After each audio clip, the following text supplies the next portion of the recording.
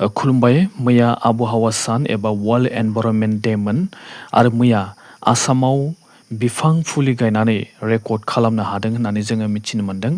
मैया आसामनि 35 लाखनिबो बारा सेल्फ हेल्प ग्रुपनि आइजोफोरा 1.2 करोड़ दंफां फुलि गायनानै रेकर्ड खालामदों आरो बे 120 लाख दंफां फुलिखौ 8 घन्टानि गेजेरावनो आइजोफोरा गायनानै रेकर्ड खालामनो हादों होननानै जोङो मिथिनो मोन्दों।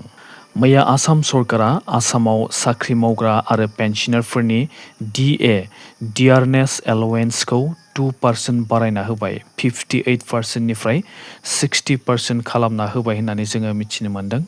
आसामनि 8 लाख साख्रि मावग्रा आरो लोगोसे पेन्सनारफोरनि दरमाहाया एबा बेथना एबा डिएआ 2% बारायबाय। मैया आसाम सरकारा डिब्रुगड़खौ आसामनि सेकेन्ड स्टेट केपिटेल रिजन होननानै मैया फोसावदों एबा एप्रुभ खालामबाय। बे कमप्लेक्सखौ 2027 मायथाइयाव मावफुंनो हागोन आरो आसामनि नैथि केपिटेल डिब्रुगड़आव 2027 मायथाइनि सेप्तेम्बर दानाव आसाम एसेम्ब्लिनि सेसना जागोन। आसामनि राजधानिया दिसपुर आरो नैथि राजधानिया डिब्रुगड़।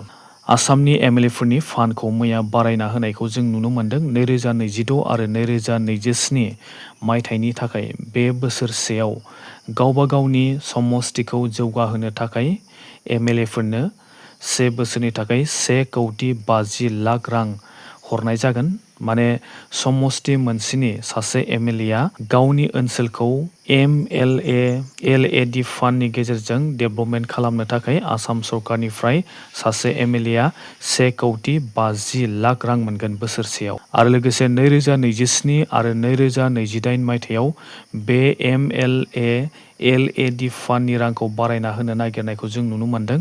1,50,00,000 रांखौ बारायनानै 2027 आरो 2028 मायथाइयाव 2 कौटिहै एमएलएफोरनो हरनाय जागोन गावनि समस्तिखौ डेभेलपमेन्ट खालामनो थाखाय।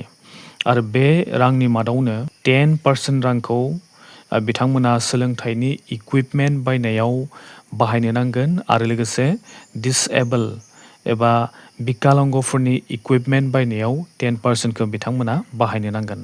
दिनैनिफ्राय आरोबाव सानथाम आसामनि गुबुन गुबुन जायगाफ्राव अखा फैनायनि चान्स दङ आरो लोगोसे सार अन्थाइ गावनायनिबो चान्स दङ होननानै जोङो मिथिनो मोन्दों।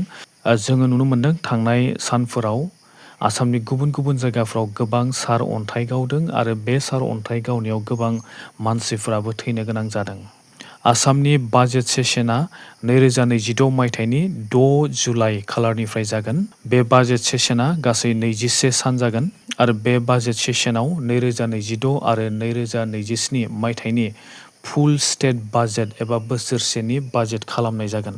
आरो लोगोसे आसामनि मानसिफ्रा आसामनि डेभेलपमेन्ट स्किमनि सुबिदाफोरखौ दा मोननाय नङा।